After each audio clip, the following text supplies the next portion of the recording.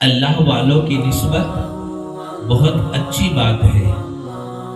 جس نے اللہ والوں سے نسبت کی اس نے اللہ کے رسول سے نسبت کی، اور جس نے اللہ کے رسول سے نسبت کی اس نے اللہ تعالیٰ سے نسبت کی۔ ابھی ہم نے نعت پاک سنی، دریا کے بارے میں کچھ بولا۔ دریا دریا ہوتا ہے، لیکن آپ اندازہ لگائے، میں اللہ والوں کی مثال دینا چاہتا ہوں۔ جب انسان کے پاس ایک گلاس بھرا ہوا ہوتا ہے پانی کا، ہم اللہ والوں کو ڈھونڈنے کے لیے جائیں گے، ہمیں اللہ والے نہیں ملیں گے۔ کیوں نہیں ملیں گے؟ ایسی نیت سے ہم ڈھونڈیں گے کہ یہ ہمارا رشتہ دار ہے، یہ ہمارے خاندان والا ہے، یہ ہمارے کٹوم والا ہے۔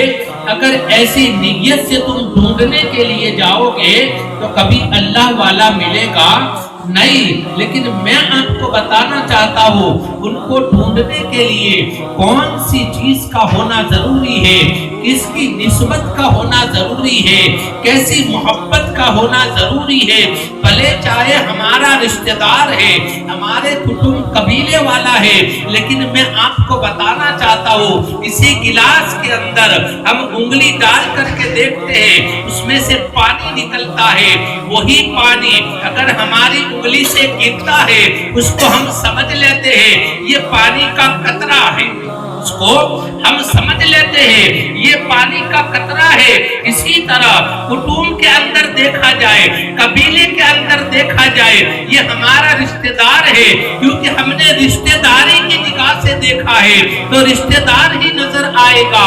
ہم جیسی نیت سے دیکھیں گے ایسی نیت سے ہماری نظروں کے سامنے آئے گا، لیکن وہی پانی کا قطرہ جو گلاس کے اندر گرے گا، ایک ہی گلاس نظر آئے گا، کیونکہ پانی کے اندر مل گیا، اس کو ایک ہی گلاس کہتے ہیں۔ اگر وہی پانی کا قطرہ اگر تم نے سمندر کے اندر ڈال دیا، اب اس قطرے کو تم ڈھونڈنے کے لیے جاؤ گے، وہ قطرہ تمہیں کبھی نظر نہیں آئے گا، کیونکہ تھا تمہاری انگلی میں تھا، اس وقت تک تو پانی کا قطرہ تھا، لیکن جب وہ دریا کے اندر مل گیا تم ڈھونڈتے رہ جاؤ گے۔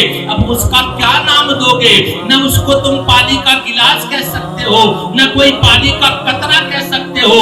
کہنے لگے میں ڈھونڈنے کے لیے نکلا ہوں، میرا ایک قطرہ جو ہے وہ گم ہو گیا ہے، میں اس کو ڈھونڈنے کے لیے نکلا ہوں۔ آج کہتے ہیں ہمارا رشتہ دار ہے، میں ڈھونڈنے کے لیے نکلا ہوں، ہمارے خاندان کا ہے، میں ڈھونڈنے کے لیے نکلا ہوں۔ کہنے لگا کوئی اہل عقل جو ہے اللہ والوں کی نسبت میں رہنے والے سے اگر تم نے پوچھ لیا وہ قطرہ تھا تو صحیح، مگر کون سی جگہ پر گرا تمہیں معلوم ہے؟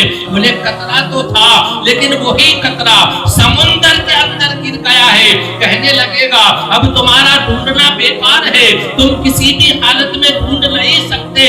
بولے کیوں نہیں ڈھونڈ سکتے؟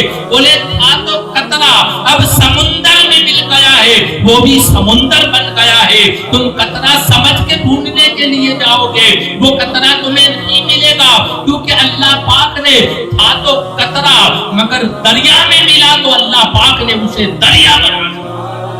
اب اسے دریا بنا دیا ہے، اب اسی قطرے کو ڈھونڈنا ہے، اسی قطرے کو ڈھونڈنا ہے تو ذرہ بن جا، تو ذرہ بن جا، اپنی حقیقت کو فنا کر دے، اپنی حقیقت کو فنا کر دے کہ تو ہی تو ہے، میں کچھ بھی نہیں۔ اگر ایسا سمجھے گا، کیونکہ عمر فاروق رضی اللہ تعالیٰ عنہ وہ عمر فاروق رضی اللہ تعالیٰ عنہ تھے جن کے سامنے کوئی آنکھ بھی نہیں ملا سکتا تھا، ارے ان سے تو شیطان بھی بھاگتا تھا، کوئی کی جرت نہیں تھی۔